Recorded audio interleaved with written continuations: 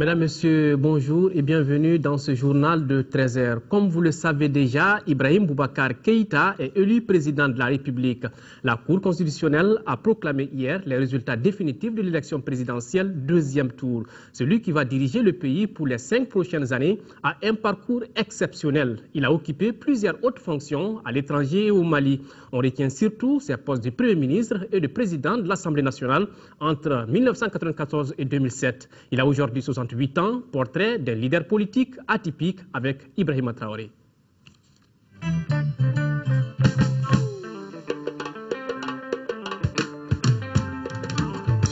La troisième tentative aura été la bonne. Après s'être porté 2 fois candidat à l'élection présidentielle, en 2002 puis en 2007, Ibrahim Boubacar Keïta est enfin parvenu à se faire élire président de la République du Mali.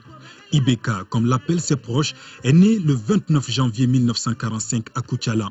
Il obtient son BEPC en 1962, puis son baccalauréat option philo-lettres classiques en 1965 au lycée Terrasson de Fougères, actuel lycée Askia Mohamed.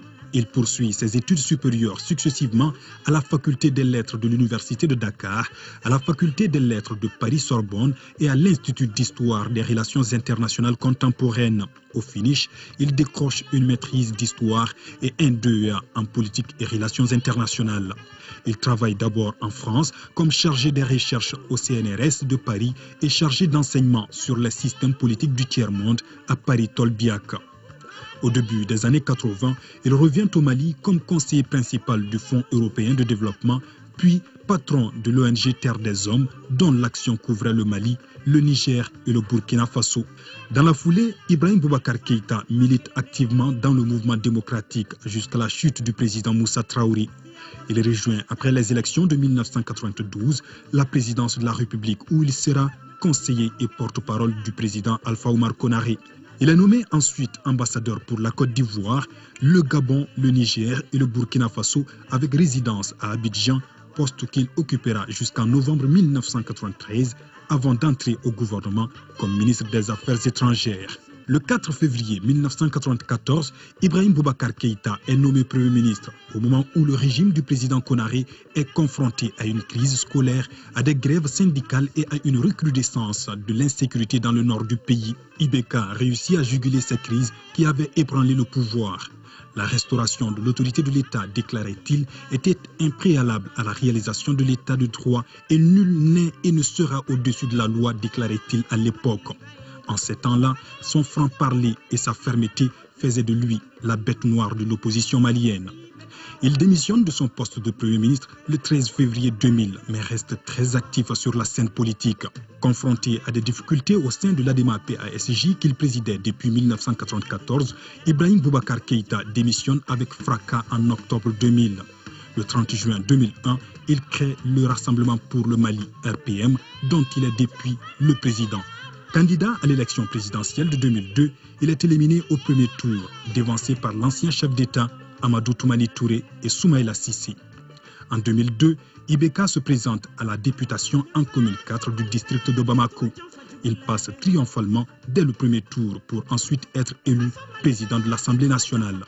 En 2007, le président du RPM est à nouveau candidat à la présidence de la République.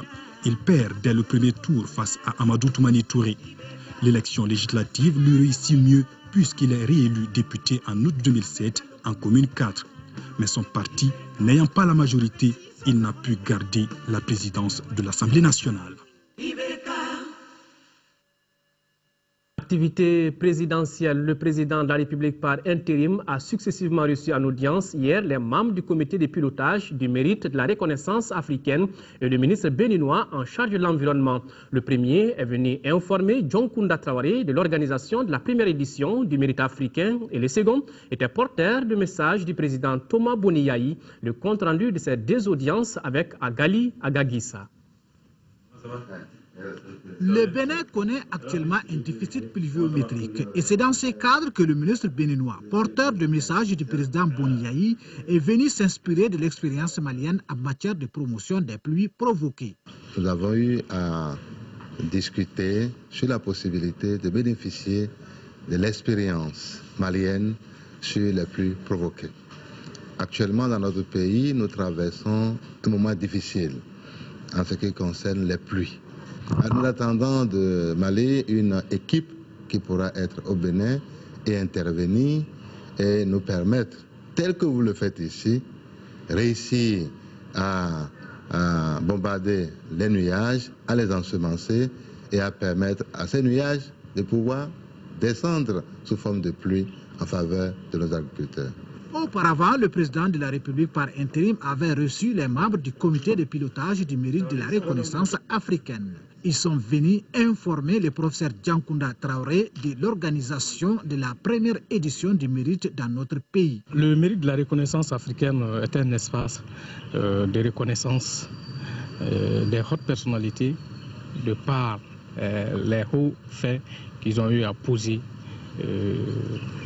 D'abord, en ce qui concerne le Mali pendant la période de transition, mais en ce qui concerne l'Afrique, courant l'année 2012. Le choix du président par intérim parce que il faudrait reconnaître ce mérite qui est la réussite de la période transitoire, la réussite des 2 missions qui lui a été assignées ou qui s'est assignée, notamment l'organisation des élections libres, démocratiques et apaisées et la pacification du Nord. 3 médailles seront décernées au cours de cette édition prévue après l'investiture du président Ibrahim Boubacar Keïta. Le trophée Damien Boité, le trophée de la démocratie dans l'espace IMOA et celui de la sagesse africaine. La journée internationale de la jeunesse a été célébrée hier au Mali. À Bamako, l'événement a été marqué par plusieurs activités, parmi lesquelles la réouverture du siège du Conseil national de la jeunesse, compte rendu à Djoumatina. Le 12 août, consacré Journée internationale de la jeunesse depuis 2000, est célébré au Mali à travers des actions citoyennes depuis 2005. Mais en raison du 10e tour de l'élection présidentielle, la journée a été reportée au 20 août. C'est pourquoi le site destiné à la construction du Palais des Pionniers a servi de cadre au lancement des activités. Le développement de toute société est intimement lié au destin de ces jeunes qui doivent en constituer l'armature. Les jeunes sont à la fois les successeurs de l'ancienne génération capables d'insuffler une nouvelle force à la société. En même temps, les guides responsables de la future génération des jeunes, c'est-à-dire les enfants d'aujourd'hui. Le thème de cette année est « Contribution des jeunes à l'effort de réconciliation nationale, de la consolidation de la paix et de la sécurité ». Un thème évocateur, interpellant la jeunesse qui doit faire face aux multiples défis et consolider les acquis en vue d'aspirer à un meilleur devenir. Cette journée du 20 août est une date symbole. La jeunesse malienne s'engage devant vous pour prendre une part active dans la vie future du pays avec des missions d'Europe. Contribution des jeunes à l'effort de la guerre. Nous n'avons pas voulu rester en marge de la reconquête du pays. Les autorités, quant à elles, mesurent toute la portée de la journée qui permet à la jeunesse de mener des activités à caractère public concernant la vie de la nation.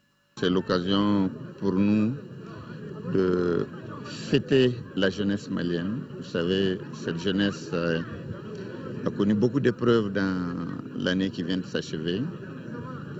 Et au moment où on sort de la crise, il faut faire le bilan de ce qui a été fait au niveau de cette jeunesse. C'est ce que nous avons fait ce matin. Et nous avons profité aussi pour mobiliser la jeunesse afin qu'elle contribue à l'effort de réconciliation nationale, de consolidation de la paix et de la sécurité dans le pays. La plantation d'arbres sur le site des Pionniers a aussi été l'un des temps forts de cette journée, ainsi que la réouverture du siège du Conseil national de la jeunesse. Activité ministérielle toujours, le ministre de la Communication, porte-parole du gouvernement, a offert hier un déjeuner à la presse malienne.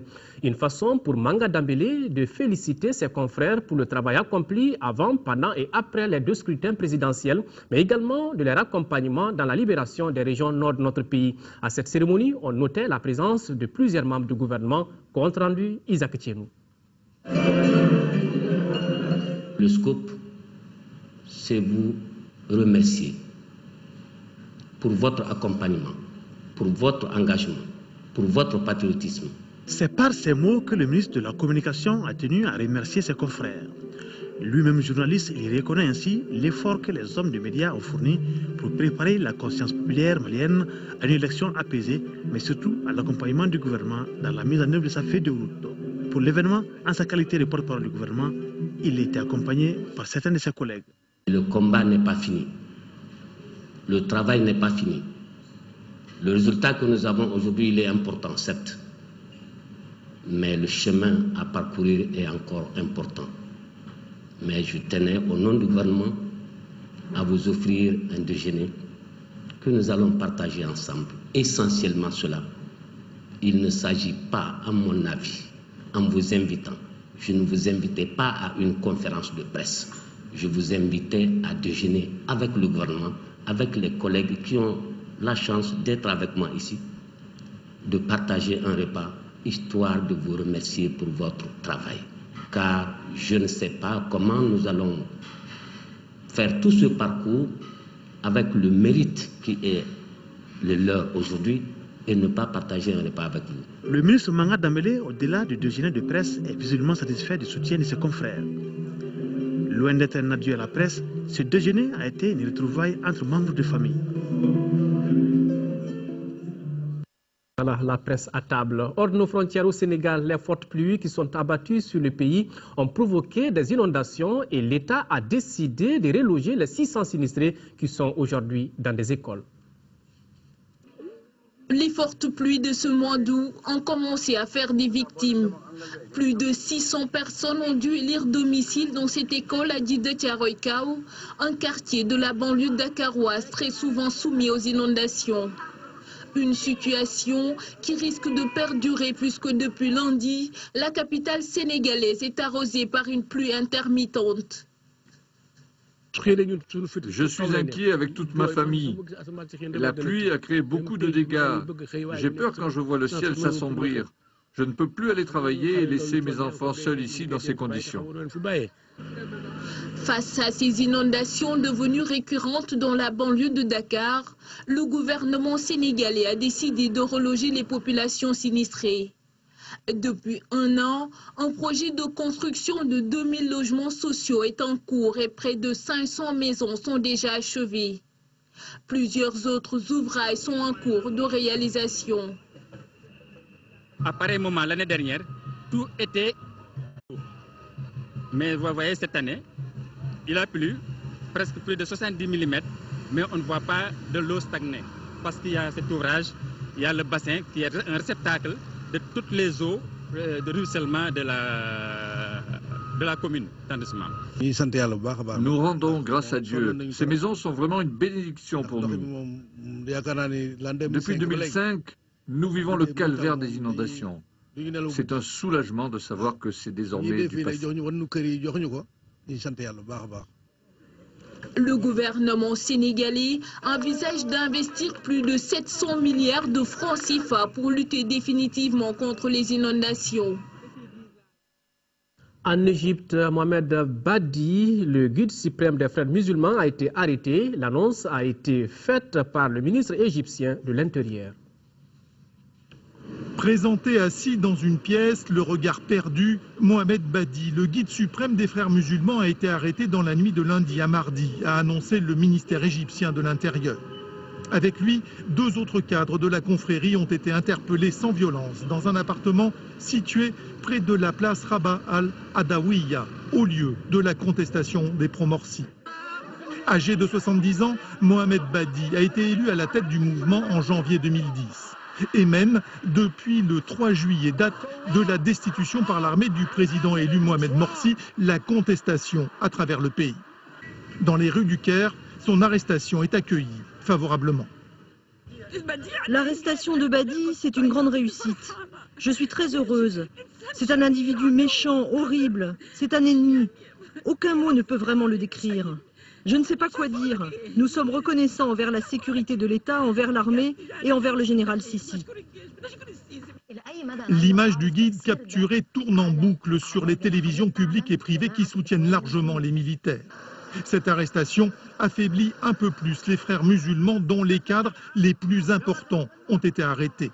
Ils doivent être jugés à partir du 25 août, comme Mohamed Badi, accusé d'incitation à la violence. Mais la mouvance islamiste n'a pas l'intention de changer de stratégie.